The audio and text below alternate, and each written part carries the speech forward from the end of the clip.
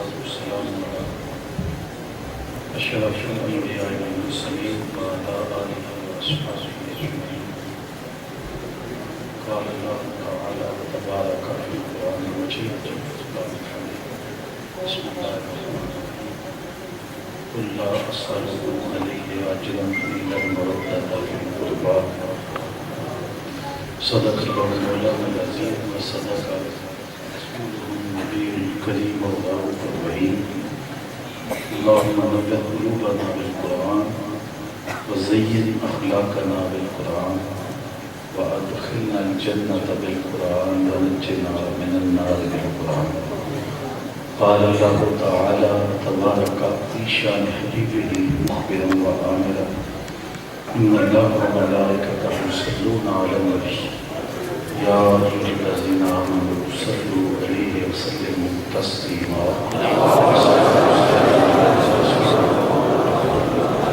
وعلى آلك وأصحابك يا محبوب رب العالمين الصلاة والسلام عليك يا نبي الرحمة وعلى آلك وأصحابك يا رسول الملاحم.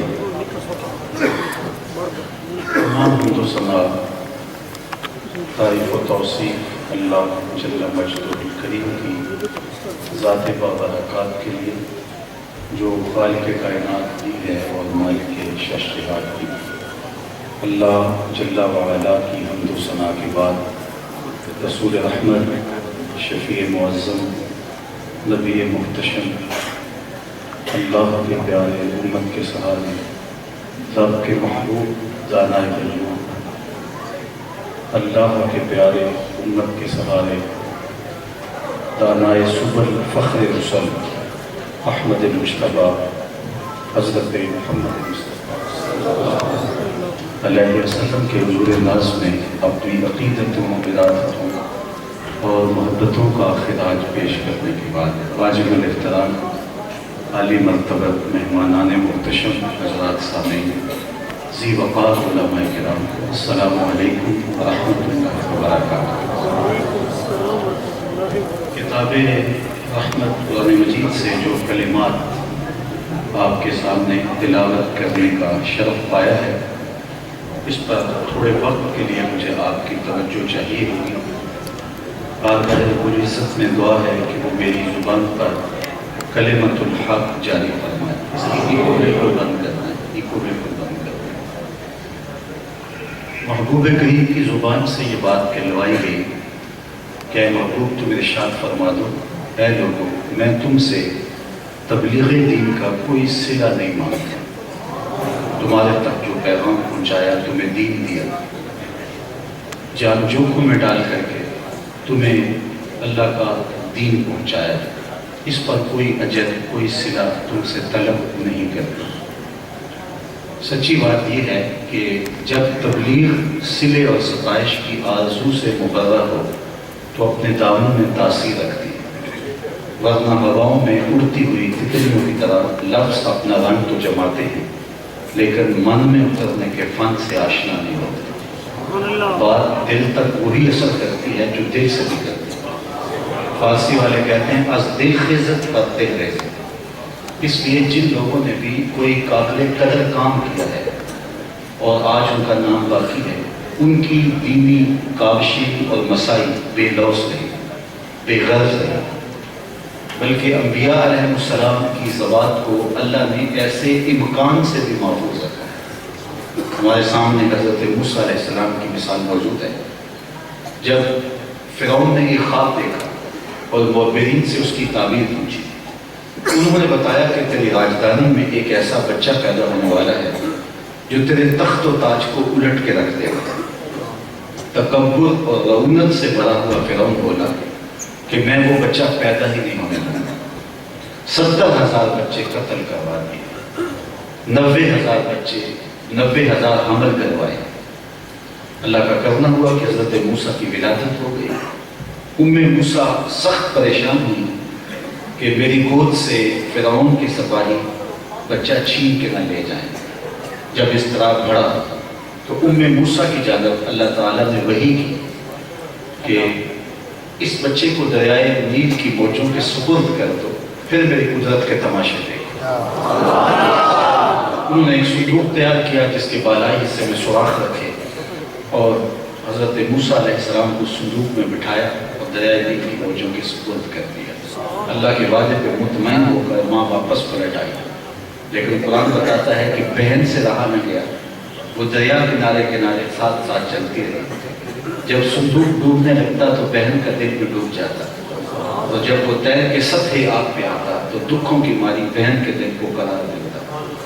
خدا کا کرنا ایسا ہوا کہ پانی کا بہاؤ اس صندوق کو ادھر لے گیا جدھر فرعون کے محلات تھے۔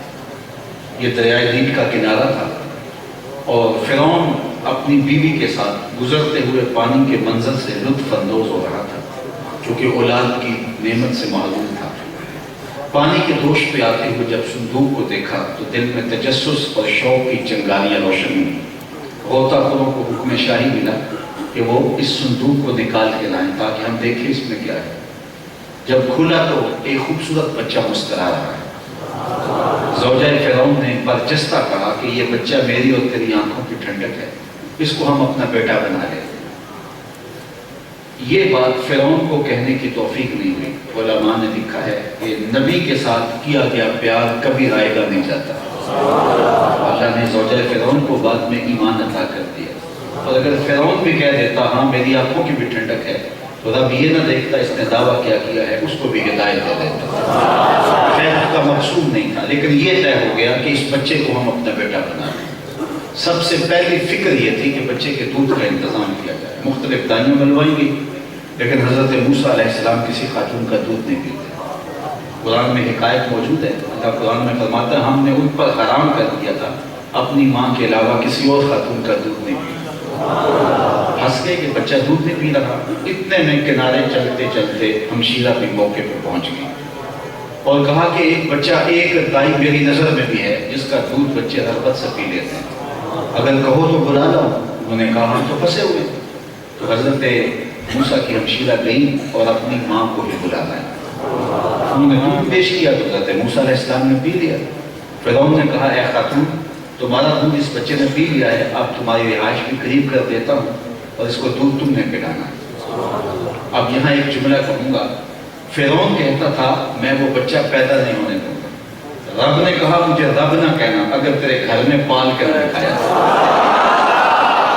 سوال یہ ہے میں صرف آپ کی توجہ چاہوں گا، آپ سبحان اللہ نہیں بھی کہیں گے تو میں پھر بھی تقریر کرتا رہوں۔ ہمارے خطباء جو ہیں وہ آدھی تقریر خود کرتے ہیں، آدھی مجمع سے کرواتے ہیں، میں ساری خود ہی کرتا ہوں۔ صرف میری آرزو یہ ہے کہ صرف آپ کی توجہ رہے، اثر کرے نہ کرے سن تو لے میری فریاد، نہیں ہے داد کا طالب یہ بندہ یار۔ سوال یہ ہے کہ اپنی ماں کے علاوہ کسی اور خاتون کا دودھ پینا اگر نبی کی شان کے لائق نہیں اور حضرت موسیٰ علیہ السلام نے اس لیے نہیں پیا تو پھر میرے اور آپ کے آقا و مولا نے حضرت حلیمہ سعدیہ کا دودھ کیوں پیا ہے؟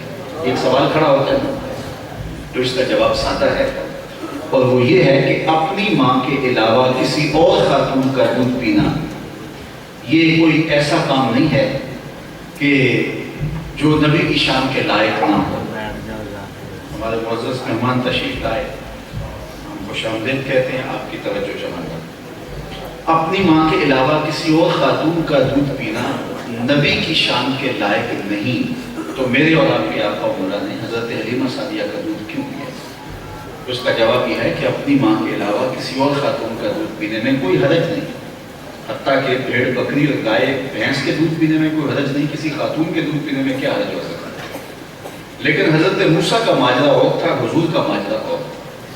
وہاں اللہ تعالیٰ نے انہیں اس بہانے ماں تک پہنچانا، اور دوسری بات یہ تھی کل فرعون کے دربار میں کھڑے ہو کے حضرت موسیٰ نے اللہ کی توحید کا جب اعلان کرنا تھا تو فرعون نے زیر لب مسکرا کے کہنا تھا کہ میرے گھر پلتا رہا آج مجھے کر دینے آ گیا، تو اللہ نے اس کا جواب سکھانا تھا، اور قرآن میں اس کی حکایت موجود ہے، اس نے یہ تانا دیا تو اللہ نے اپنے نبی کو اس کا جواب سکھا دیا کہ جب وہ یہ تانا دے سکے تو نبی اس کا منہ توڑ سکے۔ میاں پلا تیرے گھر میں ہوں، دودھ اپنی ماں کا ہی پیتا رہا۔ اپنے گھر سے کھا کے جو تبلیغ کی جائے اس کا نتیجہ کچھ اور۔ یہ جب سے تقریریں بکنے لگی ہیں اور نعتوں کے سودے ہونے لگے ہیں اور تلاوتوں کی بولیاں لگنے لگی ہیں تو ہماری مجلسیں بے نور ہو گئی۔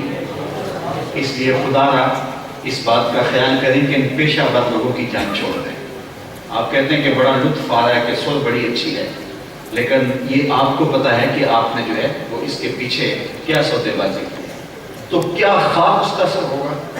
تبلیغی جد و جہد بے لوث ہوں گی، بے غرض ہوگی، تو اپنے دامن میں تاثیر ہے۔ وہ حضور علیہ السلام کی زندگی کا ایک ایک گوشہ اس پہ شاہد عالم ہے، لیکن پھر حضور کی زبان سے کہلوایا بھی گیا تاکہ قیامت تک آنے والے مبلغین کے لیے سند رہے۔ اے محبوب تم فرما دو لا اسألکم علیہ اجرا، میں اس پہ کوئی اجر تم سے نہیں مانگتا، الا المودۃ فی القربى، وہاں ایک چیز کا مطالبہ ہے کہ قربہ سے تم نے پیار کرنا ہے۔ قربہ کے من جملہ معنی میں سے ایک معنی علماء نے یہ بھی بیان کیا ہے، اس سے مراد حضور کی اطرت ہے، حضور کے اہل بیت ہے۔ تو پھر مفہوم یہ ہوا کہ اے لوگو، میں تم سے تبلیغ دین کا کوئی صلہ کوئی اجر نہیں مانگتا، لیکن میرے اہل بیت سے تم نے پیار کرنا۔ سوال کھڑا ہوا کہ جب کوئی صلہ نہیں مانگا تھا تو اہل بیت سے پیار بھی نہ مانگا جاتا، یہ کہیں صلے کی صورت نہ بن جائے۔ علماء نے اس کا جواب دیا کہ اہل بیت سے جو پیار مانگا گیا وہ اہل بیت کی ضرورت نہیں ہے، وہ امت کی ضرورت ہے، اس لیے کہ امت اگر اہل بیت سے جڑی رہے تو ان کے دین کی حفاظت ہو۔ حضرت زید بن ارقم رضی اللہ تعالی عنہ سے مروی ہے کہ حضور علیہ السلام نے ارشاد فرمایا اے لوگو انا تارک فیکم الثقلین، میں تمہارے اندر دو بھاری چیزیں چھوڑ کے جا رہا ہوں، تمہیں تنہا اور لاوارث چھوڑ کے نہیں جا رہا، تمہیں دو وزنی چیزیں دے کے جا رہا ہوں، اور جن چیزوں کو رسول کریم بھی بھاری کہہ رہے ہیں وہ کتنی بھاری ہوں، ان کو مضبوطی سے تھام لو، تم کبھی بھی گمراہ نہیں ہو۔ لفظ لا تضلوا بعدی، تم میرے بعد پھر کبھی بھی گمراہ نہیں ہو، ان کو اچھی طرح تھام لو۔ وہ کون کون سی دو چیزیں؟ کتاب اللہ، ایک اللہ کی کتاب، اور فرمایا فیہ الہدی والنور، اس میں ہدایت ہے، اس پہ روشنی ہے، فخذوا بکتاب اللہ واستمسکوا بہ، کتاب اللہ کو مضبوطی سے پکڑ لو اور اچھی طرح سے تھام لو۔ پھر فرمایا وَأَهْلُ بَيْتِي اُذَكِّرُكُمُ اللَّهُ فِي أَهْلِ بَيْتِي اُذَكِّرُكُمُ اللَّهُ فِي أَهْلِ بَيْتِي، فرمایا اور میرے اہل بیت، اور میں تمہیں اپنے اہل بیت کے بارے میں اللہ سے ڈراتا ہوں۔ تو دو چیزیں حضور نے دی، کہا اگر ان کے دامن کو مضبوطی سے تھام لو تو کبھی بھی گمراہ نہیں ہو۔ حضور نے ضمانت دی ہے میں اپنی امت کو لاوارث اور بے سہارا چھوڑ کے نہیں جا رہا، میں ایک پورا نظم زندگی کا لے کے جا رہا ہوں، اور قیامت تک آنے والی اپنی امت کو ہدایت کے روشن مینار دے کے جا رہا ہوں، تم کبھی بھی گمراہ نہیں ہوگے۔ ہمیں کیا ہوا کہ ہم 72-73 فرقوں میں بٹ گئے؟ رسول کریم نے تو ضمانت دی تھی کہ میرے بعد تم کبھی بھی گمراہ نہیں ہوگے، لن تضلوا بعدی ابدا، میرے بعد تم کبھی بھی گمراہ نہیں ہوگے، اور یہاں 72-73 فرقوں میں ہم بٹ گئے۔ تو یہ کیا ہوا؟ حضور نے تو ضمانت دی تھی، تو ضمانت حضور نے ایک شرط پہ دی تھی، اور وہ شرط کیا تھی کہ ان دونوں کے دامن کو تھامے رکھو، قرآن کو اور اہل بیت کو۔ گمراہی اس لیے اس کلچر کو ختم کریں، ہمارے جلسوں میں یہ جو کلچر ہے اب اس کو تھوڑا سا ختم کرنا چاہیے، کوئی غور سے بات سننے کی سمجھنے کی صلاحیت بھی پیدا کرنی چاہیے، اور ایسا ماحول بھی جو ہے وہ بنانا چاہیے۔ بڑا ہو گیا ہے اور ہم نعرے لگا کے اور اس طرح جو ہے وہ عجیب سا ماحول ہمارے جلسوں میں ہوتا ہے، میرے لیے اس لیے مشکل بھی ہوتا ہے گفتگو کرنا، چونکہ میں اس طرز کا خطیب بھی نہیں ہوں اور کوئی جوش خطاب کرنے کا مزاج بھی نہیں ہے، لیکن آپ کی اگر مہربانی کہ میں زیادہ لمبا خطاب بھی نہیں کروں گا، آگے بھی بڑھنا میں نے، تو اگر چند لمحے آپ میرے مزاج کے مطابق بیٹھ کے سن لیں تو ہو سکتا ہے اس گفتگو میں آپ کے لیے کوئی بہتری کی چیزیں ہوں اور ہمارے اعتقاد کی مضبوطی اور عمل کی بہتری کی ضمانت بن جائیں۔ صرف مجھے توجہ چاہیے۔ اقبال نے کہا تھا نظارے کے لیے جنبش مژگاں بھی بار ہے، نرگس کی آنکھ سے تجھے دیکھا کرے کوئی، تو کبھی آنکھ کا چھپکنا بھی طبیعتوں پہ بوجھ ہوتا ہے۔ میں صرف آپ کی توجہ چاہوں گا۔ تو بات کر رہا تھا کہ حضور نے تو ضمانت دی تھی کہ تم میرے بعد کبھی بھی گمراہ نہیں ہوگے، اور ہم گمراہ کیوں ہو گئے؟ 72-73 گروہوں میں بٹ کیوں گئے؟ اس کا سبب یہ ہے کسی نے قرآن کو چھوڑا، کسی نے اہل بیت نبوت کے دامن کو چھوڑا، کسی نے قرآن کو تو پکڑا اور قرآن کے نام کی دہائی تو دی، لیکن اہل بیت کا بغض سینے میں پلتا رہا، اور کسی نے اہل بیت کا نام تو لیا لیکن قرآن میں شک کیا، گمراہیاں مقدر بن گئی۔ تمہیں مبارک ہو، تمہارے ایک ہاتھ میں قرآن ہے، ایک ہاتھ میں اہل بیت نبوت کا دامن۔ کہا ان دونوں کے دامن کو مضبوطی سے پکڑ لو، کبھی بھی گمراہ نہیں ہوگے۔ اور پھر حضور نے قرآن اور اہل بیت دونوں کے دامن کو تھامنے کی تلقین کی۔ فرمایا تمہارا رب سے باتیں کرنے کو جی چاہے تو قرآن کھول کے بیٹھ جائے۔ یہ رب سے ہم کلام ہوں، یہ اللہ کی لٹک کی بھی رسی ہے جس کا ایک سرا تمہارے ہاتھ میں ہے، دوسرا سرا تمہارے رب کے ہاتھ میں ہے۔ حضرت سہل بن عبداللہ تستری ایک جنگل میں رہتے تھے، کچھ لوگ انہیں ملنے گئے، واپس پلٹے تو کسی نے کہا سہل آ جاؤ نا، یہاں تنہائی میں دن راتیں کیسے کاٹتے ہو؟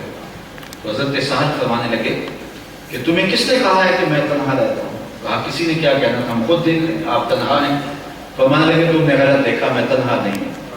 جب میرا اس سے باتیں کرنے کو جی چاہتا ہے تو میں نماز کے لیے کھڑا ہو جاتا ہوں، اور جب اس کی باتیں سننے کو جی چاہتا ہے تو قرآن کھول کے بیٹھ جاتا ہوں۔ کبھی اپنی سناتا رہتا ہوں، کبھی اس کی سنتا رہتا ہوں۔ تمہیں کس نے کہا میں تنہا رہتا ہوں؟ میں تو دم دم اپنے رب کے ساتھ رہتا ہوں۔ یہ رب سے ہم کلام ہونا ہے۔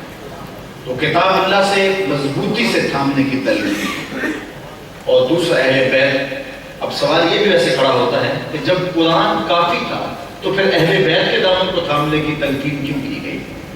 قرآن ہر ضرورت کا کفیل ہے، ہر مرض کا علاج ہے، ہر دکھ کا دارو ہے، اور ہر اذیت کا مداوع ہے۔ حضرت جنید بغدادی علیہ رحمہ نے اپنے ایک مرید کو صندوق دیا، کہا بیٹے اس کو لے جاؤ اور دریائے دجلہ میں پھینک دو، اور سنو اس کو کھول کر نہیں دیکھنا اس کے اندر کیا ہے۔ مرید کامل وہی ہوگا جو شیخ کے راز کی حفاظت کرے۔ اٹھا، صندوق اٹھایا اور دجلہ کنارے پہنچا۔ جب پھینکا تو کیا منظر دیکھا کہ پانی راہیں کشادہ کر رہے ہیں۔ بڑا حیران ہوا، واپس آیا تو شیخ سے کہا حضرت یہ منظر میری آنکھیں نہ دیکھتی تو کبھی سوال نہ پوچھتا، مجھے بتایا جائے اس صندوق میں کیا تھا جس کے لیے پانی میں بھی راہیں چھوڑ دی، اور اگر وہ اتنی ہی بابرکت کوئی شے تھی تو آپ نے پھینکوا کیوں دیا؟ شیخ فرمانے لگے بیٹے تم نے منظر ہی ایسا دیکھا ہے، اگر میں رات سے پردہ نہ اٹھاؤں گا تمہیں قرار نہیں ملے گا۔ سنو، میں نے تصوف کے رموز و قوامض اور اسرار پر 12 سال کی محنت شاقہ سے ایک کتاب لکھی، پھر 12 سال اس کی لوگ پلک سنبھالتا رہا کہ اس کا کوئی جملہ شریعت کے مزاج سے ہٹ کر رہا ہو، پھر 12 سال سوچتا رہا اس کتاب کو لوگوں تک پہنچاؤں کہ نہ پہنچاؤں۔ آج 36 سال گزرنے کے بعد میں نے فیصلہ کیا ہے کتاب اللہ کے ہوتے ہوئے لوگوں کو جنید کی کسی کتاب کی ضرورت نہیں ہے۔ یہ وہ میری 36 سال کی کمائی تھی جو تم دریا بند کر ہے۔ جب کتاب اتنی کافی ہے، قرآن اتنا وافی ہے، تو پھر کیا ضرورت تھی کہ اہل بیت کے دامن کو بھی تھاما جائے؟ تو اس کا جواب سادہ ہے، ایک ہوتی ہے تھیوری، ایک ہوتا ہے اس کا پریکٹیکل۔ اسلام کی تھیوری دیکھنی ہے تو قرآن موجود ہے، اور پریکٹیکل دیکھنا ہے تو کربلا کے تپتے ہوئے ریگزار میں حسین ابن علی کا کردار موجود ہے۔ اس لیے کہا کہ کتاب اللہ کے دامن کو بھی تھامے رکھو اور اہل بیت کے دامن کو بھی مضبوطی سے تھامو، اور ان کی محبت کی تحریض دلائی، سبق دیا، ان کے فضائل خود زبان پیغمبر سے ادا ہوئے۔ حضرت اسامہ بن زید بن حارثہ رضی اللہ تعالیٰ عنہ فرماتے ہیں میں حضور کی خدمت میں حاضر ہوا، حاضر کیوں ہوا؟ فی بعض الحاجہ، مجھے حضور سے کوئی حاجت تھی۔ صحابہ اپنی حاجتیں حضور کی چوکھٹ پہ لے کے جایا کرتے تھے اور ان کی حاجتیں وہاں پوری ہوا کرتی تھی۔ ایک تو یوں ہیں میری آساں دا سہارا، دس کنوں کرا جے تینوں نہ کرا یار۔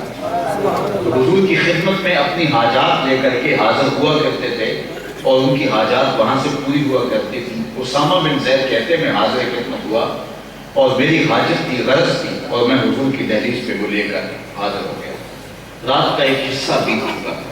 صحابہ کی عادت یہ تھی کہ وہ حضور کے دروازے پہ دستک نہیں دیتے، دروازے کے ساتھ لگ کے بیٹھ جاتے، درود پڑھتے رہتے۔ حضور خود آتے تو حاجت کرتے، لیکن اگر کبھی ناگزیر حالات ہوتے، ایمرجنسی صورتحال بن جاتی، تو پھر حضور کی تحدیث کو دستک دے دیتے تھے۔ اس کا طریقہ کیا تھا؟ امام بخاری نے ادب المفرد میں لکھا ہے کانت تکرہ ابواب النبی بالعزاف ہے۔ پھر صحابہ اپنی انگلیوں کے ناخنوں کے ساتھ، پوروں کے ساتھ حضور کی دہلیز پہ دستک دیا گیا۔ انگلیوں کے پوروں کے ساتھ دستک دینے کا کیا مطلب؟ ملا علی قاری رحمہ الباری نے شرح شفا میں لکھا اے دربن خفیفن و دکن لطیفن تعظیمن و تکریمن و تشریفن، یہ سب کچھ حضور کی عزت افزائی کے لیے تھا۔ صاحب صدیقی نے کہا تھا نا میں نے پلکوں سے در یار پہ دستک دی، میں نے پلکوں سے درے یار پہ دستک دی ہے، میں وہ سائل ہوں جیسے کوئی صدا یاد نہیں۔ یہ اس کا شاعرانہ تخیل ہے، اس نے عملاً درے حبیب پہ یوں دستک دی نہیں ہوگی، لیکن صحابہ نے تو دے کے دکھائی نا۔ تو حضور کی دہلیز پہ دستک دی، حضور تشریف لے آئے، حضور نے چادر کی بکل کی ہوئی تھی، کہتے میں نے حاجت کہی، حاجت میری پوری ہو گئی، لیکن میں نے منظر دیکھا کہ حضور نے جو بکل کی ہوئی تھی اس میں کوئی ابھار تھا، لگتا تھا جس کا کوئی اندر ہو۔ تو مجھ سے نہ پوچھا، کہا گیا تو میں نے پوچھ لیا، میں نے کہا حضور چادر کے اندر کیا ہے؟ تو حضور نے کچھ بتلانے کے بجائے فقاشف چادر کو کھول دیا، فائز الحسن والحسین علی ورقہ، ایک پہلو سے امام حسن لپٹے ہوئے تھے، ایک سے امام حسین لپٹے ہوئے تھے۔ کہا یہ میرے بیٹے ہیں، یہ میری بیٹی کے بیٹے ہیں، اے اللہ میں ان سے پیار کرتا ہوں، تو بھی ان سے پیار کر، جو ان سے پیار کرے مالک اس سے بھی پیار کر۔ ان کی محبت کا درس دیا، ان کی محبت کا پیار کا جو ہے وہ سبق دیا۔ اب ان کے فضائل و مناقب کی کہانی سنیے، یہ روایت ترمذی کے دامن میں ہے۔ حضرت حذیفہ بن یمان رضی اللہ تعالی عنہ سے مر گئے۔ حضرت حذیفہ کون ہے؟ صاحب سر رسول اللہ صلی اللہ علیہ وسلم، حضور کے راز دان۔ صحابہ کی حضور نے مختلف ان کو عزتیں عطا کی ہوئی۔ جب حضور کہیں تشریف لے جاتے تو ایک صحابی حضور کے نالین اٹھا لیتے، انہیں کہا جاتا صاحب النالین، حضور کے جوڑے اٹھانے والا۔ ایک صحابی تھے جو حضور کا تکیہ اٹھاتے تھے، صاحب الوسادہ کہلائے۔ ایک صحابی تھے اسرا بن شریح رضی اللہ تعالیٰ عنہ، جب حضور کہیں سفر پہ جاتے تو وہ بھی ساتھ ہو لیتے، اور جب پڑاؤ حضور فرماتے تو وہ سواری کا کجاوا اتار دیتے، اور جب سفر کرنا ہوتا تو کجاوا کس دیتے۔ کہتے ہیں ایک سفر میں حاجت غسل سے تھا، تو میں نے مناسب نہ سمجھا تو ایک انصاری صحابی کو کہا کہ آج حضور کی سواری کا کجاوا تم کس دو۔ تو میں کہیں سے لکڑیاں اکٹھی کی اور پھر پانی گرم کیا اور غسل کیا، اور قافلہ کوچ کر چکا تھا، اور میں اپنی سواری کو ایڑ لگا کے حضور کے قریب جب پہنچا تو آقا کریم نے میری جانب دیکھا اور پھر مسکراتے ہوئے فرمایا اسلا آج کیا بات ہے، کجاوا بدلا بدلا لگتا ہے، تمہارے ہاتھ کا کسا نہیں لگتا۔ میں نے عرض کی یا رسول اللہ صلی اللہ علیہ وسلم آج میں نے کسا بھی نہیں، تو فرمایا تم نے کیوں نہیں کسا؟ تو سنو حضرت اسلا بن شریح کیا کہتے ہیں، میں نے عرض کی یا رسول اللہ میں چونکہ وضو سے نہیں تھا اور میں نے گوارا نہیں کیا، جن لکڑیوں نے آپ کے بدن کو چھونا ہے ان کو بے وضو ہاتھ لگانا۔ یہ عقیدتوں کا عالم ہے، یہ حضور کی محبت کے رنگ ہیں، اور یہ عشق کی وہ ریت ہے جو صحابہ نبھاتے ہیں۔ تو مختلف صحابہ کو مختلف اعزاز دیے ہوئے۔ حضرت حذیفہ کا اعزاز یہ تھا کہ صاحب سر رسول اللہ صلی اللہ علیہ وسلم، حضور کے راز دان تھے۔ جب آقا کریم نے کوئی راز کی بات کہنا ہوتی تو حضرت حذیفہ کے کان میں کہتے۔ ان کا گھر مسجد نبوی سے کچھ فاصلے پر تھا، دن کی نمازوں میں تو حاضری ہوتی، لیکن رات کی نمازوں میں حاضر ہونا مشکل ہوتا، اس لیے کہ والدہ بوڑھی بھی تھی اور بیمار بھی تھی۔ تو حضور کی ہی تعلیمات ہیں کہ ماں باپ کی خدمت اور ان کی صحبت میں رہا جائے۔ وہ ویسے کرنی رضی اللہ تعالیٰ عنہ صحابی نہیں بنے، اللہ اکبر، صرف ماں کی خدمت کو نہیں چھوڑا۔ اور آقا کریم علیہ السلام نے فرمایا کوئی اویس بن عامر کو ملے اور میرا سلام کہے، اور اویس کو کہے کہ میری امت کی مغفرت کی دعا کرے۔ معلوم ہوا جو ماں باپ کے خدمت گزار ہوتے ہیں ان کی دعائیں رد نہیں ہوتی۔ یہ دین لوگوں کا خود ساختہ ہے کہ ماں بیمار ہے اور بیٹا جہاد پہ گیا ہوا۔ حضور علیہ السلام سے پوچھا گیا حضور میں جہاد پہ جانا چاہتا ہوں، تو فرمایا احی الوالداک، کیا تیرے والدین زندہ ہیں؟ اس نے کہا جی حضور بالکل زندہ ہے۔ قال ففیہ ما فجاہد، کہا جاؤ ان کی خدمت کر، یہی تیرا جہاد ہے۔ ماں بیمار پڑی اور بیٹا تبلیغی چلا کاٹنے گیا، اسلام اس کی حوصلہ افزائی نہیں کرتا۔ ماں باپ کو سخت ضرورت ہے، بیٹا جا کے پیر کے دربار پہ بیٹھا ہوا ہے، وقت کا ہوش بھی ہو فیض نہیں ملے گا اگر ماں باپ راضی نہیں ہو۔ پہلا مرشد ہی ماں ہے۔ حضرت بایزید بستامی کہتے ہیں کہ میں اپنی امی کے آگے ہاتھ جوڑے، میں نے کہا امی تجھے راضی کروں یا رب کو راضی کروں؟ اپنے حق تو مجھے معاف کر دے، میں رب کو راضی کر دیتا ہوں۔ ماں نے کہا جاؤ پتر میں نے اپنے حق معاف کر دیا۔ کہتے ہیں 12 سال بستان کے جنگلوں میں اس کی طلب میں گھومتا رہا۔ ایک دن بستان کے قریب سے گزرنے لگا، دل میں خیال آیا چلتے چلتے ماں کو سلام کر جاؤں۔ دروازے پہ دستک دینے لگا تو اس احساس نے ہاتھ روک لیا کہ ساری زندگی ماں کو سکھ تو دیا، کوئی نہیں دکھ کیوں دیتے؟ کیونکہ رات کا ایک پہر گزر چکا تھا، سردیوں کی لمبی رات، ماں بستر میں ہوگی اور تیرے لیے اٹھے گی اور دروازہ کھولے گی۔ اس خیال سے میں دہلیز کے ساتھ لگ کے بیٹھ گیا، ساری رات گزر گئی۔ جب سحری کا وقت ہوا تو اندر سے جو نالی آتی تھی اس نالی سے پانی آیا، میں سمجھ گیا میری ماں تہجد کے لیے اٹھی ہے، تو میں نے دروازے پہ دستک دی، اندر سے آواز آئی بیٹا باعثی ٹھہرو، میں بھی آئی۔ مائیں بیٹوں کے دستک کے انداز سے بھی جانتی ہیں یہ کس بیٹے کے ہاتھوں کا لمس ہے۔ میں بارسلونا ایئرپورٹ پہ کھڑا تھا تو وہاں کوئی اپنا ہم زبان مل جائے تو غنیمت ہوتی ہے، تو مجھے لگا کہ کچھ لوگ جو ہیں وہ اپنی ماں بولی بول رہے ہیں، تو میں لڑک کے ادھر ہو گیا، پوچھا ان سے، تو انڈیا کے لوگ تھے، کہنے لگے یہ ہمارا دوست ہے، اس سے ہم الوداع کرنے آئے۔ تو میں نے اس سے پوچھا کہ بتاؤ کتنے عرصے بعد جا رہے ہو؟ تو اس نے کہا 27 سال 3 ماہ کے بعد بس آیا تھا، تو ایسا پھنسا اور بڑی حسرت سے کہنے لگا کہ جب میں آیا تھا تو ان فوان شباب تھا اور اب داڑھی بھی سفید ہو گئی، پتہ نہیں میرے گھر والے بھی اب مجھے پہچانتے ہیں کہ نہیں پہچانتے۔ میں نے کہا صاحب کوئی اور پہچانے یا نہ پہچانے، ماں تیرے قدموں کی آواز سے پہچانتے کہ یہ میرے پتر کے قدموں کی آواز لگتی ہے۔ باعزید بستانی کہتے ہیں میں نے 12 سال کے بعد دروازے پہ دستک دی تو میری دستک کے سٹائل سے ماں نے کہا بیٹا باعزید ٹھہرو، میں بھی آئی۔ کہا تھوڑی دیر کے بعد ماں نے جب دروازہ کھولا، میرے پھٹے ہوئے کپڑے، بکھرے ہوئے بال، پراگندہ صورت، ماں کی آنکھوں میں آنسو آ گئے اور اس نے ایسے ہاتھ پھیلا کے کہا مالک میرا بیٹا باعزید تیری طلب میں نکلا تھا، تو نے ابھی تک اسے اپنا قرب نہیں دیا؟ حضرت باعزید کہتے ہیں 12 سال کی ریاستوں سے جو نہیں ملا تھا ماں کے اٹھے ہوئے ہاتھوں سے مل گیا۔ میں نے کہا مالک میں تجھے کہاں ڈھونڈ رہا ہوں، تو کہاں موجود ہے؟ تو حضرت حذیفہ کہتے ہیں کہ میں شام کی نمازوں میں حاضر نہیں ہو سکتا تھا کیونکہ ماں بوڑھی تھی، لیکن میرا شوق یہ تھا کہ میں حضور کے پیچھے جہری نمازیں پڑھوں، کیونکہ جب حضور خود قرات کرتے تھے تو رام کوئی اور پڑھتا تھا، یا کوئی اچھا قاری پڑھ رہا ہو تو حظ ملتا ہے، اور جب صاحب قرآن خود قرآن پڑھے۔ حضرت ابو موسیٰ اشعری رضی اللہ تعالیٰ عنہ فرماتے ہیں فجر کی نماز تھی، حضور تھے، سورہ الدوحہ کی تلاوت تھی، ابھی تک نشہ ہی نہیں اترتا، تو کہا کہ میں اپنی ماں کو لالچ دی، میں نے کہا امی اگر آپ مجھے اجازت دے دیں بطیب خاطر خوشی سے تو میں حضور کے پیچھے مغرب کی نماز پڑھوں گا اور پھر آپ کے لیے اور اپنے لیے حضور سے مغفرت کی دعا کرواؤں گا۔ لالچ بڑی اچھی تھی، ماں نے کہا جاؤ پتر میں اجازت دے دیں، کیونکہ صحابہ کی شدید آرزو ہوتی کہ حضور ہمارے لیے دعا کریں، انہیں پتا تھا وہ ہاتھ اٹھ گئے تو خالی نہیں موڑے جائیں۔ اجابت کا صحرا، عنایت کا جوڑا، دلہن بن کے نکلی دعائے محمد صلی اللہ علیہ وسلم۔ تو حضور کی خدمت میں فرماتے میں حاضر ہوا، ماں نے اجازت دے دی، چونکہ یہ شدید آرزو صحابہ کی تھی۔ بلکہ میں آپ کو کہانی سناؤں کہ حضور کی عادت یہ تھی کسی کے دروازے پہ تشریف لے جاتے تو 3 مرتبہ دستک دیتے اور بلند آواز سے 3 مرتبہ کہتے السلام علیکم، جواب نہیں آیا تو پھر السلام علیکم، پھر جواب نہیں آیا تو السلام علیکم، اگر جواب نہیں آیا تو حضور تشریف لے جاتے۔ اور ادب بھی یہی ہے، کسی کے گھر پہ دستک دو تو 3 مرتبہ اگر جواب نہیں آیا تو پھر دھرنا دے کے نہ بیٹھ جاؤ، کبھی پھر صحیح مصروفیت ہوگی، گھر پہ نہیں ہوں گے، کوئی مسئلہ ہوگا۔ اور میرا خیال ہے یہ موبائل کا ادب بھی اس سے سمجھنا چاہیے، اگر آپ کسی کو جو ہے وہ کال کرتے ہیں تو 3 مرتبہ بیل ہوئی اور جواب نہیں آیا تو یہ نہیں کہ بچے کی ڈیوٹی لگا دیں کہ یہ تو آپ کام کرتے رہو، بلکہ پھر کبھی صحیح، لیکن ہم تو کہتے ہیں کہ نہیں اب جب تک کوئی حل نہیں نکلتا میں تو اسی ڈیوٹی پہ مان دو۔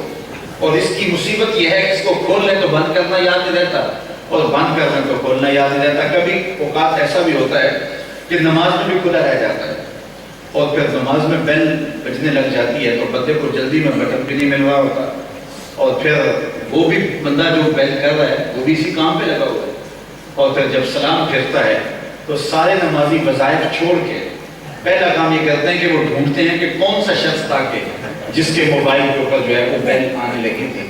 تو یہ ادب سیکھنا چاہیے ہمیں کہ 3 مرتبہ کسی کو اگر آپ بیل کرتے ہیں تو کافی ہے۔ تو حضور ایک صحابی کے ہاں تشریف لے گئے، دستک دی، السلام علیکم کہا، وہ بالکل دروازے کے اندر کھڑا تھا، اس نے سوراخوں سے دیکھا بھی کہ حضور ہیں، لیکن اس نے جواب دیا لیکن اتنے بولے سے کہ آواز اس کی اپنی ذات تک محدود رہے۔ خیر حضور نے پھر کہا السلام علیکم تو وہ پھر من ہی من میں کہنے لگا وعلیکم السلام۔ حضور نے پھر کہا السلام علیکم تو وہ جی میں بولا وعلیکم السلام۔ 3 مرتبہ ہو چکا، حضور جانے لگے تو اس نے جلدی جلدی دروازہ کھولا، حضور میرے وقت کے آپ آئے، میرے مقدر کے آپ تشریف لائے، آئیے یہ گھر آپ کے لیے بچھا ہوا ہے۔ حضور نے کہا صاحب میں نے 3 مرتبہ السلام علیکم کہا تھا، میں تو جا رہا ہوں۔ عرض کی حضور میں نے تینوں بار سنا تھا اور جواب بھی دیا تھا اور آپ کو دیکھا بھی تھا، لیکن میں کثرت ہولے ہولے بولتا تھا، میری آرزو یہ تھی آپ بار بار مجھے سلامتی کی دعا دیتے رہے، السلام علیکم، تیرے اوپر سلامتی ہو، تیرے اوپر سلامتی ہو، تیرے اوپر سلامتی ہو۔ میری آرزو یہ تھی کہ بار بار یہ دعا آپ ارشاد کرتے رہیں۔ تو صحابہ کی یہ شدید آرزو، حذیفہ بن یمان کہتے ہیں میں نے ماں کو لالچ یہی دی، ماں نے اجازت دے دی، میں حضور کی خدمت میں حاضر ہوا، مغرب کی نماز پڑھی، سلام پھرا تو دل دھڑک رہا تھا کہ میں حضور سے عرض کروں کہ میرے لیے اور میری ماں کے لیے مغفرت کی دعا کریں، لیکن حضور نے کوئی نوافل میں مشغولیت اختیار فرمائی، حتیٰ صلی العشاء، یہاں تک کہ نماز عشاء کا وقت ہو گیا اور حضور نے نماز پڑھائی۔ عشاء کی نماز پڑھی تو سلام پھرا تو میرا دل پھر دھڑکنے لگا کہ ماں سے تو ایک نماز کی چھٹی لے کے آیا تھا، نمازیں بھی ہو گئی 2، اور میں حضور سے عرض بھی نہیں کر سکا کہ میرے لیے اور میری ماں کے لیے مغفرت کی دعا کر دیں۔ تو ماں نے جاتی پوچھنے حضور سے دعا کروائی، چھٹی تو پھر بھی کبھی چاہیے، تو میں کیا جواب دوں گا؟ اتنے میں حضور نے سلام پھیرا اور حجرہ انور کی طرف چل پڑے۔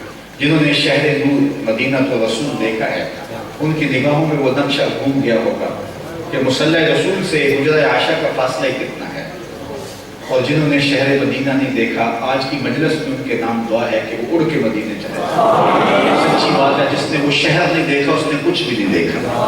تو حضور اٹھے مصلی سے اور حجرہ عائشہ کی جانب بڑھ گئے۔ حذیفہ بن یمان کا دل دھڑک رہا ہے کہ میں تو ماں کو اس وعدے سے ماں سے چھٹی لی تھی اور 2 نمازیں ہو گئی اور میں عرض بھی نہیں کر سکا کہ میرے لیے اور میری ماں کے لیے مغفرت کی حضور دعا کر دیجئے، بخشش کی دعا کر دیجئے۔ تو میں بھی حضور کے پیچھے چل پڑا۔ کہتے ہیں فسانیہ صوتی، جب میں چلا تو میرے قدموں کی آہٹ کچھ بلند ہو گئی اور حضور نے میرے قدموں کی چاپ سنی اور رخ پھیرے بغیر فرمایا من ھذا، میرے پیچھے پیچھے کون آ رہا ہے؟ پھر خود ہی کہا حذیفہ تو نہیں؟ قلت نعم، میں نے کہا جی حضور میں حذیفہ ہوں۔ تو حضور نے فرمایا ما حاجتوں کا غفر اللہ لک ولأمک، اللہ تجھے بخش دے، تیری ماں کو بخش دے، کیا کام ہے؟ جو کام تھا وہ جنبش لفظ سے پہلے ہو گیا، یہاں تو لفظوں کا سہارا بھی نہیں ڈھونڈنا۔ لوگ تو نبی کے راستے میں دیواریں کھڑی کرتے ہیں کہ دیوار کے پیچھے نہیں دیکھ پاتے۔ اقبال کہتا ہے اے فروغت صبح آثار و ظہور، چشمے تو بھی نندائے معافی صدور، تیری نظر تو سینوں کے چھپے راز بھی جانتی ہے۔ کہا ما حاجتوں کا غفر اللہ لک ولأمک، اللہ تجھے بھی بخش دے، تیری ماں کی بھی مغفرت فرما دے، کیا کام آیا؟ اب کام جو تھا وہ تو ہو گیا۔ تو حضور نے فرمایا حذیفہ سنو، ابھی میرے پاس یہ فرشتہ آیا ہے جو آج سے قبل دھرتی پہ پہلے کبھی نہیں آیا، آج پہلی مرتبہ اللہ سے اجازت دے کے 2 کام کرنے آیا۔ پہلا کام یہ کرنے آیا کہ یہ مجھے سلام کرنے آیا ہے، اللہ اکبر۔ اس کی غرض آنے کی یہ ہے کہ یہ مجھے سلام کرنے آیا ہے، کیونکہ پوری کائنات کی آرزو یہ ہے کہ وہ حضور کو سلام پیش کر سکے۔ ایک صحابی کہتے ہیں غزوے سے ہم واپس آ رہے تھے، راستے میں حضور آرام کرنے لگے، استراحت فرمانے لگے، تو میں حضور کے پہرے میں کھڑا ہو گیا۔ میں نے ایک عجیب منظر دیکھا کہ ایک درخت تھا جو دور سے راہ میں دکھائی دے رہا تھا، وہ اکھڑا اور جڑوں کے بل چلتا ہوا حضور کی خدمت میں آ کے کھڑا ہو گیا، اور تھوڑی دیر کے بعد پھر واپس جا کے اپنی جگہ پہ نصب ہو گیا۔ میرے لیے بڑے اچنبے کی بات تھی۔ خیر جب حضور بیدار ہوئے تو میں نے سب سے پہلی بات حضور سے یہی عرض کی، میں نے کہا یا رسول اللہ صلی اللہ علیہ وسلم، وہ جو درخت ہے تھوڑی دیر قبل اپنی جگہ سے اکھڑا تھا اور چلتا ہوا یہاں پہنچا اور یہاں کھڑا رہا اور پھر واپس چلا گیا۔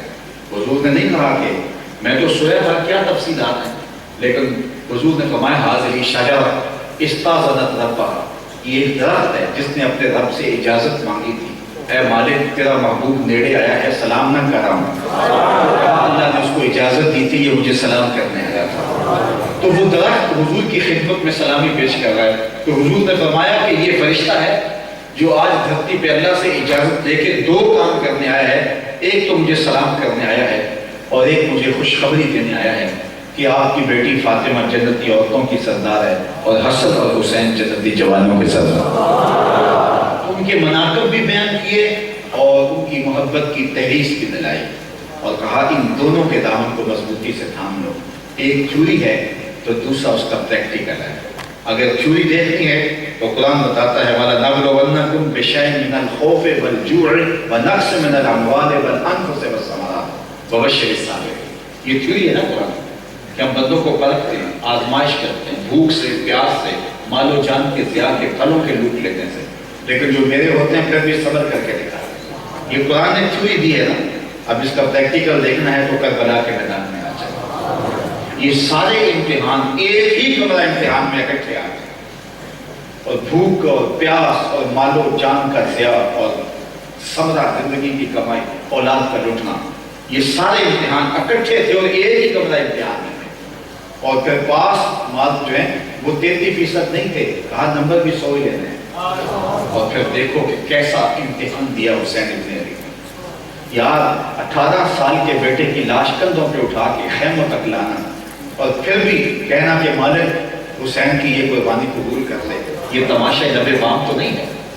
یہاں کسی کا جوان بیٹا فوت ہو جائے تو سارا محلہ سنبھالا دینے والا ہوتا ہے، تبھی موت سے مرے، پھر بھی لوگ سنبھالا دے رہے ہوتے ہیں، اور جب جنازہ اٹھتا ہے 5 آدمی باپ کو سہارا دے کے لے جا رہے ہوتے ہیں قبرستان کی جانب۔ صاحب یہ کون ہے؟ کہا اسی کے جوان بیٹے کی لاش جا رہی ہے۔ یار اگر تبھی موت جوان بیٹا مر جائے، سارا محلہ تسلی دے، تشفی کرے، پھر بھی قرار نہ ملے، تو پھر میں سیلوٹ نہ کروں حسین ابن علی کو، کہ جو 6 ماہ کے بچے کو ہاتھوں میں تڑپتا ہوا دیکھ کر کے آ کے خیموں کے قریب رکھتا ہے، کبھی علی اکبر کی لاش اٹھا کے لاتا ہے، کبھی قاسم بن حسن کی لاش اٹھا کے لاتا ہے، اور 71 لاشیں کندھوں پہ اٹھا کے خیموں تک لاتا ہے، اور پھر بھی جب گھوڑے کے اوپر سوار ہوتا ہے تو اس بانپن کے ساتھ یہ کون سی وقار ہے، بلا کا شاہ سوار ہے، لباس ہے پھٹا ہوا، غبار سے اٹا ہوا، تمام جسم نازنی چھدا ہوا، کٹا ہوا، پھر بھی ہے ڈٹا ہوا، یہ نبی کا نور عین ہے، یہ بال یقین حسین۔ اتنے دکھ تو وہ حمالیہ میں پڑھتے تو اس کا پتا بھی پانی ہو جاتا جتنے دکھ امام حسین پہ پڑے رضی اللہ تعالیٰ عنہ پہ۔ تو کسی نے صبر سیکھنا ہے تو حضرت امام حسین سے سیکھا جائے۔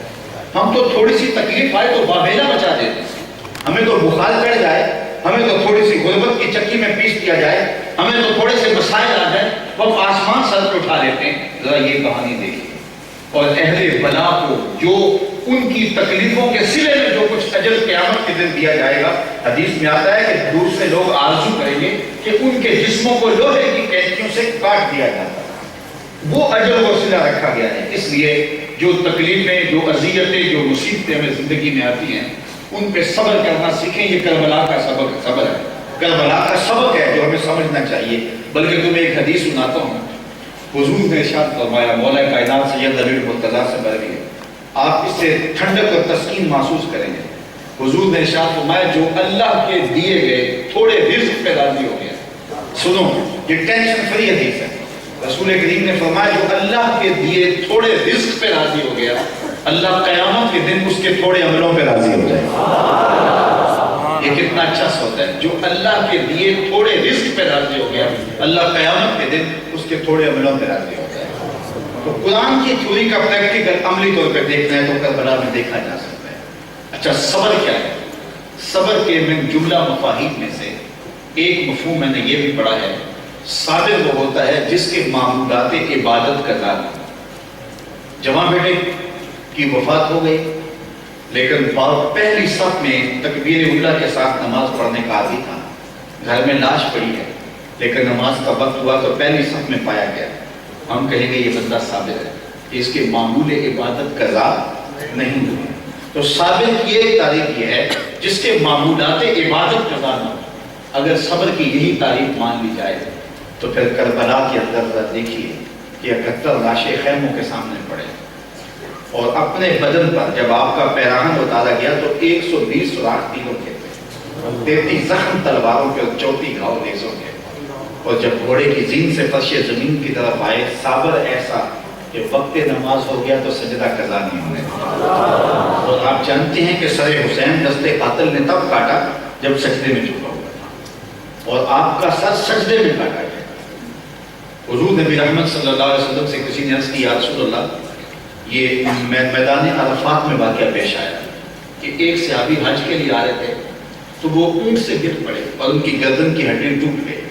تو کہا حضور ایسا ہوا ہے، تو فرمایا اسے کفن دے دو احرام میں، اور فرمایا کل قیامت کے دن جب قبر سے اٹھایا جائے گا ملبیہ، تو لبوں پہ تلبیہ ہوگا، لبیک لبیک پکارتا ہوا اٹھایا جائے گا۔ کیونکہ جس حالت میں فوت ہوتا ہے اس حالت میں اٹھایا جاتا ہے.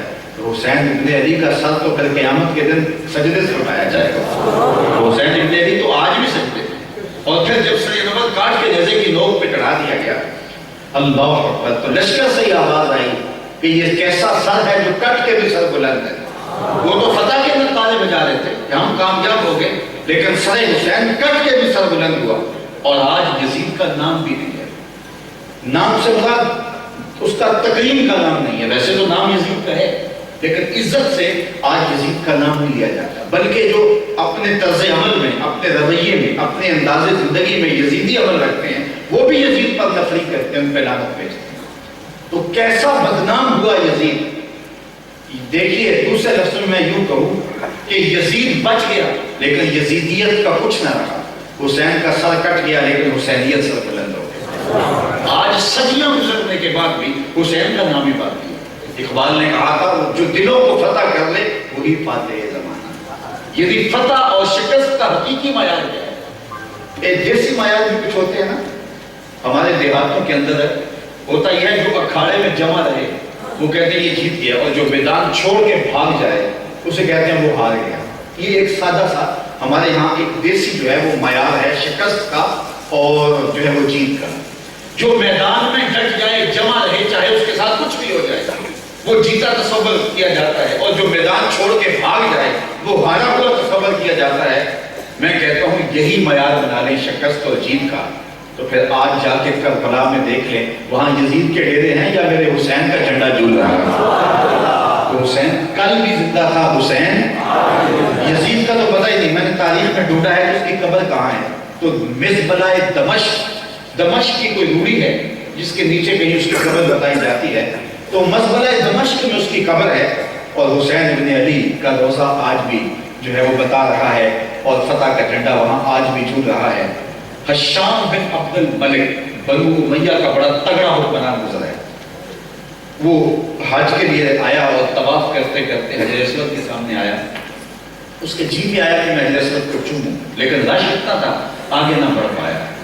امام زین العابدین بھی طواف کر رہے تھے, اور آپ کے دل میں آیا کہ میں حجر اسود کو چوموں, تو لوگوں نے راہیں چھوڑ دی.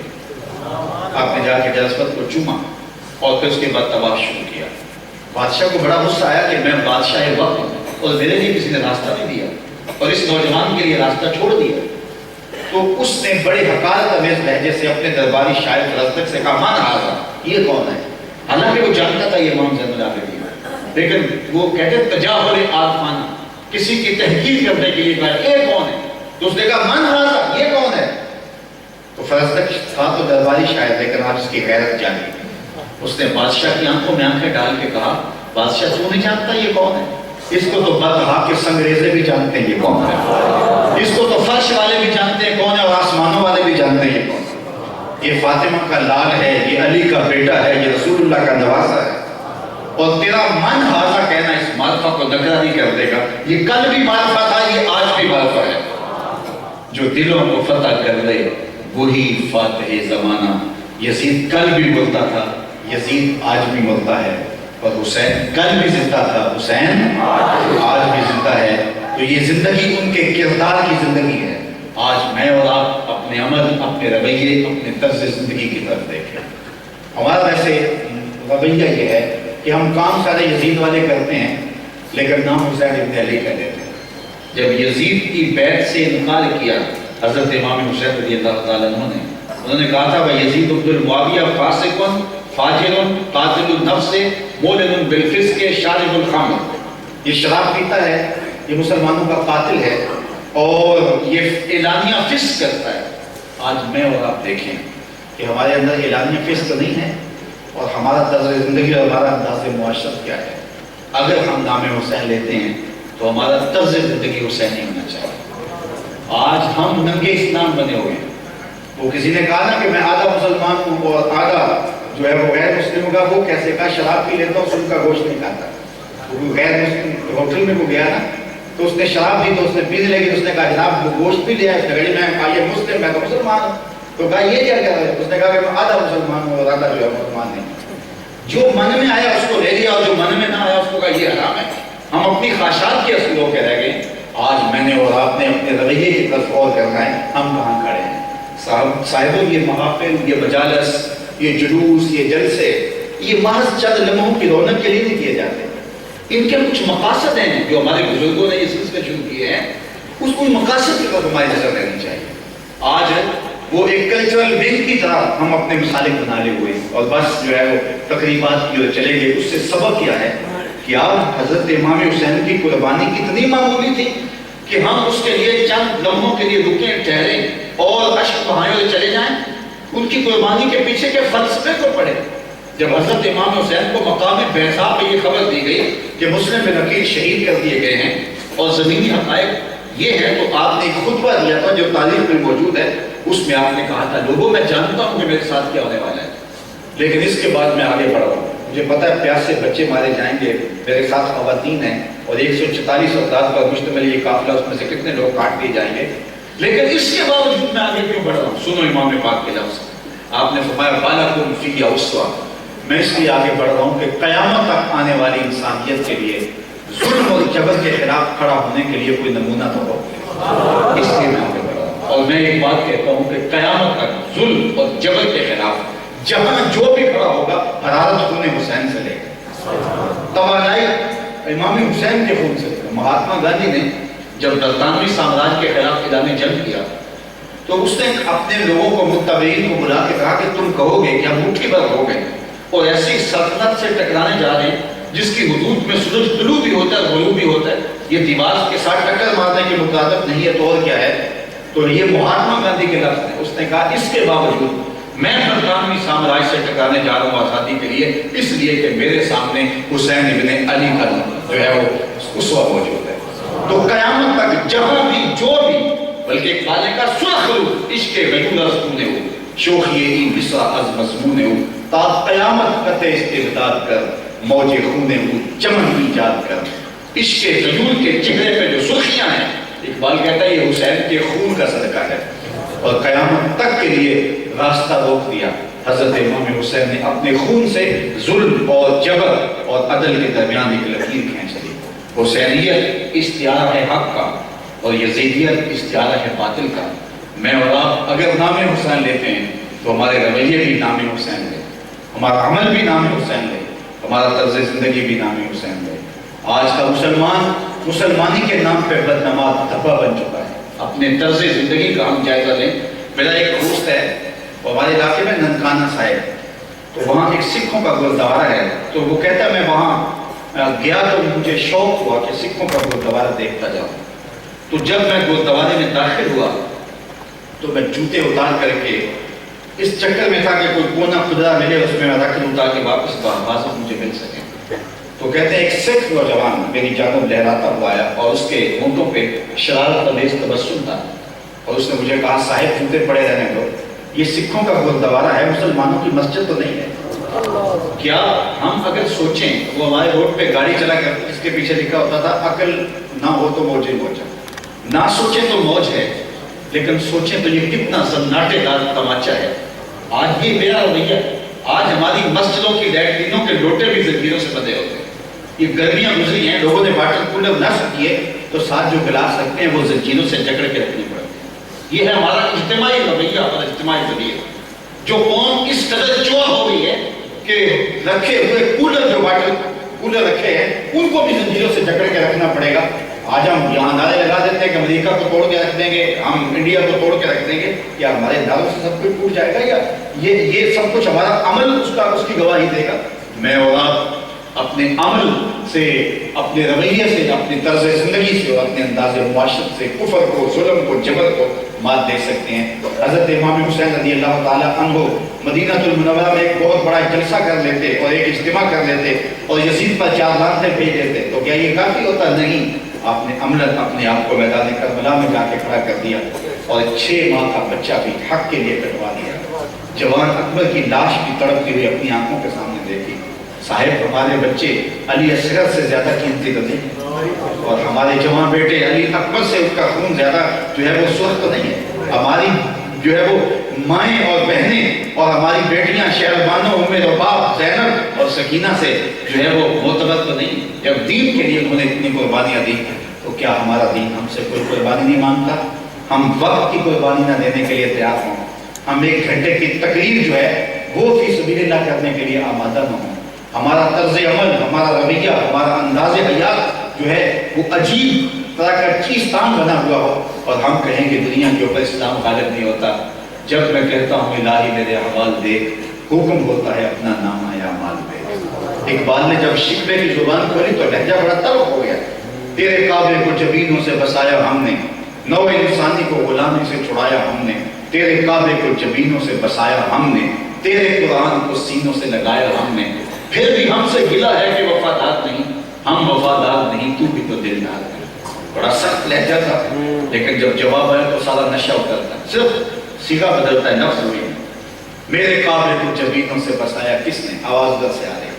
میرے کعبے کو جبینوں سے بسایا کس نے؟ نوع انسانی کو غلامی سے چھڑایا کس نے؟ صفائی دہر سے باطل کو مٹایا کس نے؟ میرے قرآن کو سینوں سے لگایا کس نے؟ تھے تو آبا و تمہارے ہی مگر تم کیا ہو؟ ہاتھ پہ ہاتھ درے منتظر فتح ہو، ہر کوئی مستے مئے ذوق تن آسانی ہے، تم مسلمان ہو یہ انداز مسلمانی ہے، حیدری فخر ہے نئے دولت عثمانی ہے، تم کو اسلاف سے کیا نسبت روحانی ہے، وہ معزز تھے زمانے میں مسلمان ہو کر، تم خار ہوئے ہو تال کے قرآن ہو کر۔ حسین نے تو نیزے کی نوک پہ بھی قرآن پڑھا، اور آج ہم نے کتاب رحمت کو چھوڑ دیا۔ صاحب آؤ آئی اپنی زندگی کو قرآن کے دیے ہوئے اسلوب کے مطابق، ضابطے کے مطابق گزارنے کا عزم کریں، حسین ابن علی کی روح ہم سے خوش ہو جائے گی۔